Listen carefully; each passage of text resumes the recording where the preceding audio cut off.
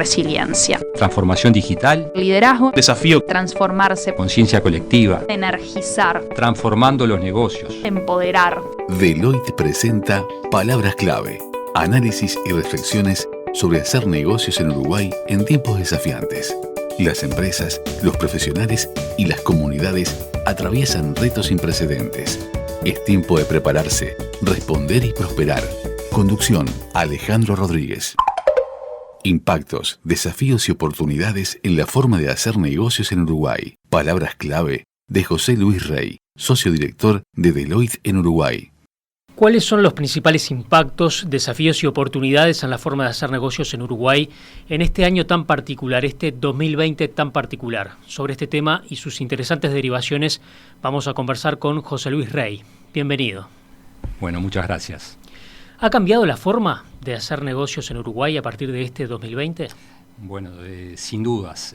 La aparición de la pandemia del COVID-19 y el hecho de que sea una crisis sanitaria y a nivel mundial es una gran diferencia con respecto a crisis anteriores, que básicamente eran financieras y regionales o locales. En esta oportunidad surgieron cambios inesperados en los negocios de las empresas, que tienen distinta profundidad y complejidad dependiendo de la industria a la que se pertenecen. No es lo mismo el impacto para el sector retail o la industria farmacéutica que el que tiene para el turismo o la hotelería. En ese sentido, en mayor o menor medida, la pandemia aceleró y profundizó acciones llevadas adelante por las empresas para incrementar el teletrabajo, el comercio electrónico, la digitalización, la automatización, todos temas que estaban en la agenda, pero que la crisis obligó a elevarlas al nivel de prioritarias. Esto lleva a modificar aspectos del plan estratégico que tiene definido cada empresa, pero obviamente sin dejar de lado su propósito. ¿Qué tan importante es el propósito justamente al momento de dirigir una organización en medio de este año que es una verdadera tormenta? Bueno, es una muy buena pregunta, porque generalmente las crisis nos pueden llevar a tomar decisiones rápidas y muchas veces la inmediatez de resolver nos hace perder la perspectiva de mediano y largo plazo al que está ligado el propósito de la empresa. Se corre el riesgo de ver solo lo que está delante de nuestros ojos y olvidarnos de los elementos esenciales de la empresa y precipitarnos a la hora de ejecutar. No podemos tomar decisiones enfocados solamente en el presente. Tenemos que pensar en el mediano y largo plazo. La inmediatez puede llevarnos a destruir valor. Muchas veces la frialdad de los números de una planilla Excel, sin considerar otros factores, nos llevan a tomar decisiones equivocadas. Tú hablabas de el aumento del teletrabajo. ¿Qué conclusiones sacan estos primeros meses y cuáles son las perspectivas para el futuro y sobre todo teniendo en cuenta que se proyecta que esto va a continuar? Sí, como mencionaba anteriormente, el teletrabajo no es nuevo. Se ha venido extendiendo para beneficio mutuo de las empresas y de su capital humano. Esto abarca claramente algunas de las funciones de cualquier empresa, como las ligadas a tareas administrativas o de back office, o incluso la función comercial o de ventas, particularmente en lo que tiene que ver con sus canales de distribución. El factor común es que el aumento del teletrabajo se da en las tareas o actividades donde no es prioritario o sustancial el contacto físico, el cara a cara en las interacciones. Esto aporta flexibilidad, comodidad, le da bienestar a la gente y es bienvenido. Pero todavía no está tan claro cuán estructurales son algunos de estos cambios. Por ejemplo, el hábito y necesidad de la compra electrónica de los consumidores que tenemos ahora, ¿se mantendrá o disminuirá cuando todo se normalice? No tenemos aún una respuesta contundente. Por otro lado, en relación a la gente, hay que considerar que las circunstancias en donde se profundizó el teletrabajo como consecuencia directa de la crisis sanitaria trajo enrabados temas no menos importantes. La pandemia nos estresó más, ha aumentado nuestra fatiga emocional, el manejo del ámbito familiar nos resulta más difícil a todos, por ejemplo con niños chicos, adolescentes, adultos mayores. Por otro lado, la existencia de diferentes perspectivas y visiones de las consecuencias de esta enfermedad trae aparejada una evaluación del riesgo sanitario distinta y provoca también un comportamiento diferente en las distintas generaciones. Otro elemento son las transformaciones en la educación y la profundización de clases virtuales. Todo esto ha cambiado el ecosistema familiar en los hogares.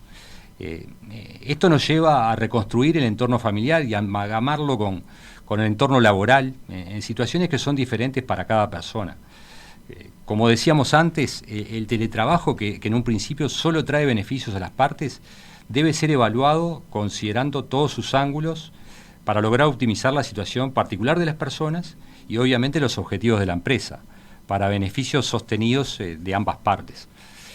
No hay duda, somos seres sociales que nos alimentamos de la interacción con los demás en distintos ámbitos, en distintas instancias, y no todos respondemos de la misma forma en la normalidad, entre comillas, ¿no?, que estamos viviendo actualmente.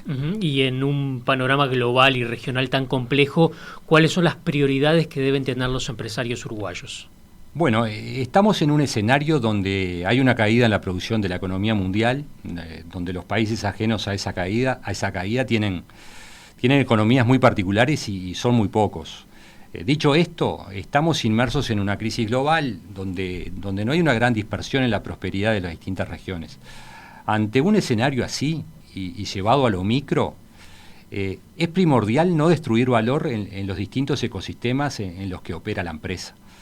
En primer lugar, preservar el capital humano, tener empatía con la situación personal que vive nuestra gente. Formar gente es un proceso costoso y extendido en el tiempo, que muchas veces no es posible recomponer fácilmente. Tomar decisiones cortoplacistas y basadas en lo económico-financiero exclusivamente puede resultar en un error irreparable. No menos importante también es preservar y alimentar el ecosistema de clientes que tiene la empresa. Saber y conocer su situación particular, conocer cómo están transitando la crisis, tratar de aportarles soluciones en la medida que estén al alcance de la empresa, seguramente ayudará a solidificar y a fidelizar la relación con los clientes. Y por último, la relación también con los proveedores, que en muchos casos son socios estratégicos. Las relaciones tienen que ser ganar-ganar en el largo plazo. Tratar de optimizar nuestros costos en la coyuntura y puede terminar siendo no la mejor decisión. Y si hablamos de las consecuencias que trae la crisis, ¿cómo impactan a las organizaciones a la hora de invertir o, por el contrario, desinvertir? La crisis impacta en forma diferente en cada empresa, ya sea por la situación de la industria a la que pertenece la empresa o por el propio estadio de madurez y desarrollo que tiene. Esto hace que el análisis de oportunidades y amenazas que realice cada empresa sea un factor determinante para definir cómo pararse en este escenario de crisis, pensando particularmente en eventuales fusiones y adquisiciones.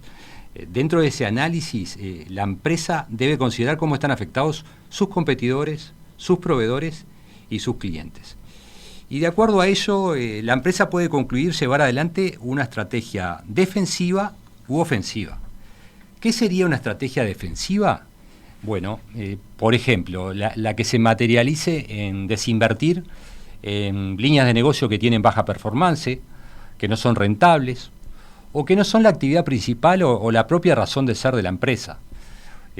Otras posibilidades dentro de lo que sería una estrategia defensiva es explorar alianzas con clientes o proveedores, o llevar adelante la compra de empresas que le permitan defender la posición en el market share de su negocio o de su industria. Eso en cuanto a estrategia defensiva.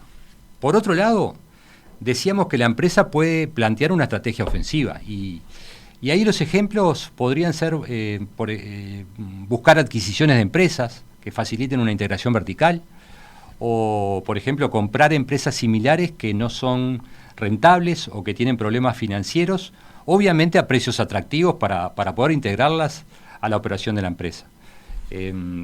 También dentro de una estrategia ofensiva podemos explorar la adquisición de empresas que nos permitan acelerar la transformación digital o de empresas de alto crecimiento que pertenecen al sistema innovador.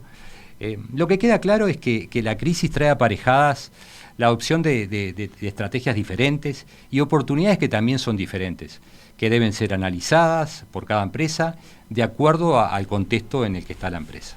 Y para terminar, ¿cuál es la visión a largo plazo en cuanto al rol del empresario? Bueno, vivimos tiempos de permanentes cambios. La tecnología, que juega un rol preponderante, ya sea en la actividad industrial, comercial o de servicios, continuará transformando los negocios. Y ligado a eso, los clientes esperan más y mejor, tienen más información local y global de los mercados. Es por eso que requieren la mejor relación calidad-precio en los bienes y servicios que reciben.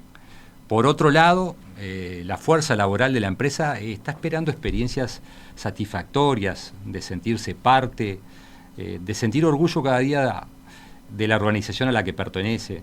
Esperan que se valore su productividad y que ésta sea recompensada, no solo en lo económico, sino también en temas soft, menos tangibles. Y finalmente, algo no menos importante, las expectativas de la sociedad en que vivimos. Hoy por hoy la conciencia social y el cuidado del medio ambiente exigen mayor responsabilidad, conciencia colectiva y un mayor compromiso con la ética empresarial, donde la rentabilidad y crecimiento no se deben obtener a cualquier precio. El empresario tiene que ser catalizador de todo lo anterior, para amalgamar y equilibrar los distintos factores, en una tarea compleja y sobre todo cambiante, apuntando a lograr el crecimiento y rentabilidad de la empresa con una fuerza laboral motivada, con la camiseta puesta, con clientes que sientan que reciben lo mejor y patrocinen a la empresa, y teniendo permanentemente presente lo que espera la sociedad en general, llevando adelante las mejores prácticas de ética empresarial y pensando no solo en el corto plazo, sino en lo que le dejamos a las generaciones venideras. José Luis, muchas gracias. El mundo está cambiando. Los desafíos empresariales requieren soluciones únicas para problemas únicos. Soluciones que contemplen múltiples puntos de vista. Por eso en Deloitte contamos con más de 310.000 profesionales para brindarle a nuestros clientes la amplitud de perspectiva para generar soluciones innovadoras. Conectate con Deloitte. Deloitte.com/uy